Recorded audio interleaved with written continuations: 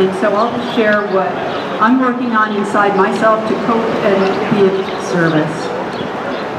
1, I'm working to remember that human communities throughout history have faced periods of extreme instability, intense repression, horrific wars and human rights abuses, and rich social conflict.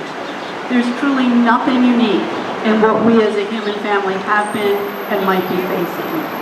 If our siblings in other parts of the world and our ancestors from earlier times in history faced similar challenges, so can we. 2, I'm working to not surrender to despair, fear, or hatred.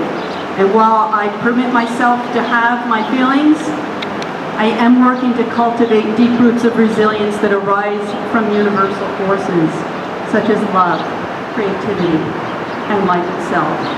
Our opponents count on us getting tired and feeling powerless. I'm trying not to give them that satisfaction, and besides, it feels better anyway. 3, I'm working to accept that we cannot, and usually do not, know the long-term consequences of our political and social actions.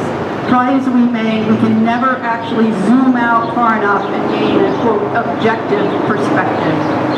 I know from studying history that movements often think they are losing just when they're about to win. And movements are almost always driven by internal discord, factions, and ideological conflicts, even as they may be making unseen progress. I also know that not all movements do win in the end, because there is no war. Therefore, I'm also working to remember that sometimes how we do our work is the closest thing to victory that we may know as individuals.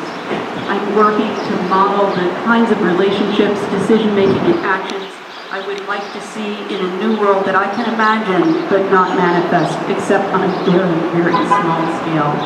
I'm not perfect in this regard, and no one is. In the coming days, weeks, and months, as our political situation becomes clear, may we continue to act with love, live with joy, and channel our anger in productive ways that shed light and model in microcosm the world we believe that everyone deserves.